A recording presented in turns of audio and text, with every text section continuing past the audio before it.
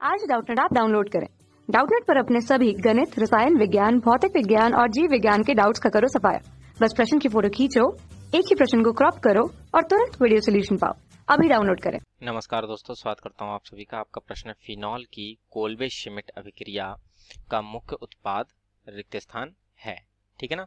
तो आइए हम अपने प्रश्न के उत्तर को देखते हैं। ठीक है ना। तो ये जो हमारी कोल्बे श्मिट अभिक्रिया है ये फिनॉल के द्वारा प्रदर्शित की जाती है। ठीक है।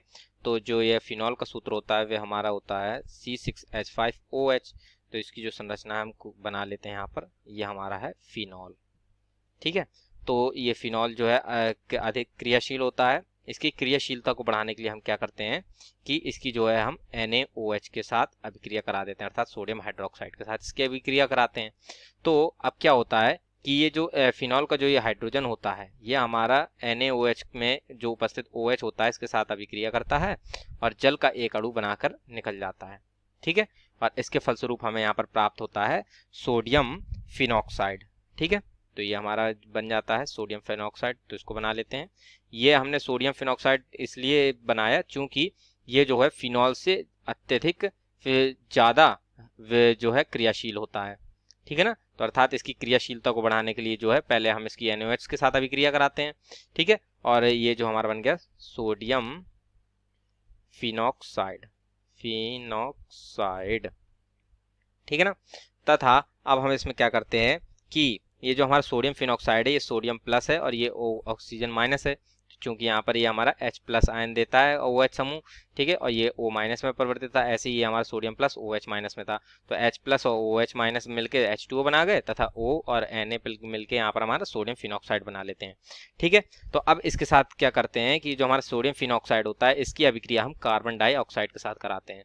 तो ये जो कार्बन डाइऑक्साइड के साथ इसकी अभिक्रिया होती है ये बहुत ही जो है इसके ताप और दाब का बहुत ही ध्यान रखना होता है। तो इसका जो ताप होता है वो होता है 398 केल्विन तथा दाब जो होता है इसमें वह हमारा होता है 2 से, ठीक है ना, 2 to 7 बार।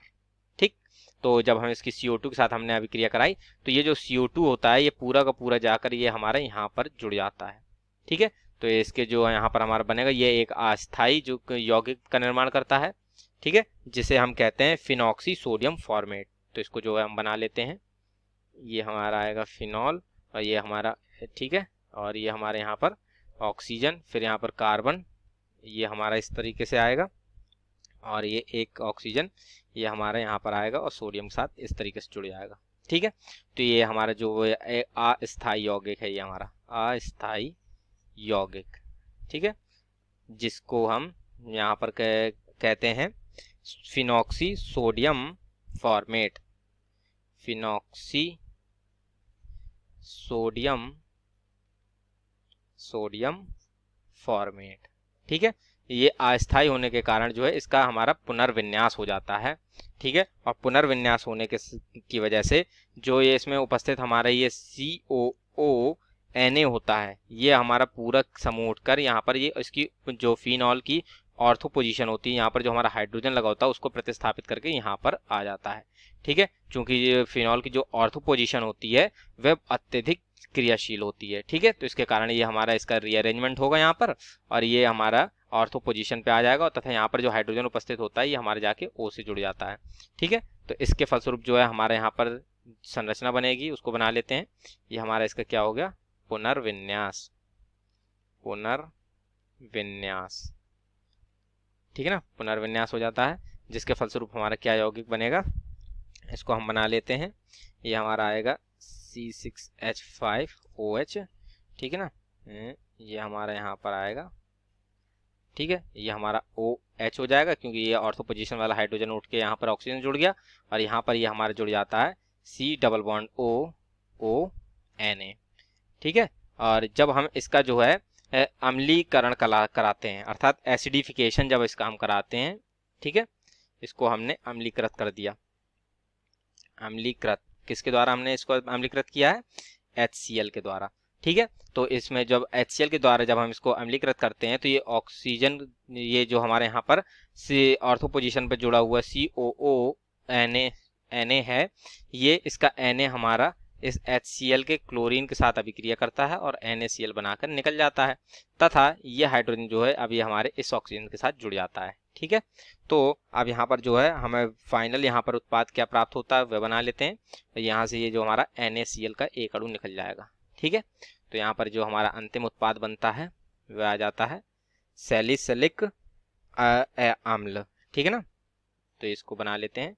यह हमारा ये आ गया OH और ये हमारा ऑर्थो पोजीशन पे C डबल बॉन्ड OH, ठीक है। तो ये हमारा आ जाता है जिसको हम बोलते हैं सैलिसिलिक अम्ल, सैलिसिलिक अम्ल, ठीक है।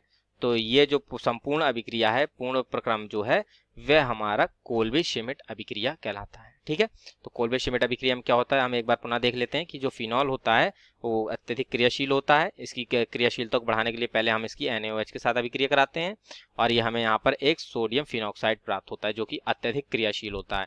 अब ये सोडियम फिनॉक्साइड की अभिक्रिया हम कार्बन डाइऑक्साइड से करा देते हैं एक निश्चित ताप दाब पर, जिसके फलस्वरूप हमें एक अस्थायी यौगिक फिनॉक्सी सोडियम फॉर्मेट प्राप्त होता है जिसका पुनर्विन्यास होता है और हमें एक यौगिक प्राप्त होता है, ठीक है। पुनर्विन्यास के होने के फलस्वरूप जिसमें हमारी ऑर्थो पोजीशन अत्यधिक और ज़्यादा क्रियाशील होती है, वहाँ पर ये हमारा क्रियात्मक समूह जुड़ जाता है जिसका अम्लीकरण कराने पर HCl के द्वारा हमें यहाँ पर सैलिसिलिक अम्ल प्राप्त होता है, ठीक है। तो अतः मुख्य उत्पाद के रूप में हमें यहाँ पर क्या प्राप्त हुआ, सैलिसिलिक अम्ल, ठीक है। तो यही हमारे प्रश्न का सही उत्तर होगा, ठीक है।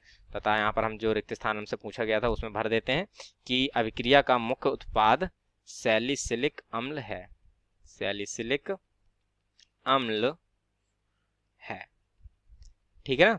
तो ये जो हमने यहाँ पर जो है अपनी कोल्बे श्मिट अभिक्रिया को समझा तथा इसका जो मुख्य उत्पाद है वह भी देखा, ठीक। तो इस प्रकार से हमारे प्रश्न का उत्तर पूर्ण होता है। आशा करता हूँ आप सभी को उत्तर समझ में आया होगा। धन्यवाद। कक्षा 6 से 12वीं से लेकर नीट, IIT, JEE वो एडवांस के लेवल तक 1 करोड़ से ज्यादा छात्रों का भरोसा। आज ही डाउनलोड करें डाउटनेट ऐप या व्हाट्सएप करें अपने सारे डाउट्स 8400 400 400 पर।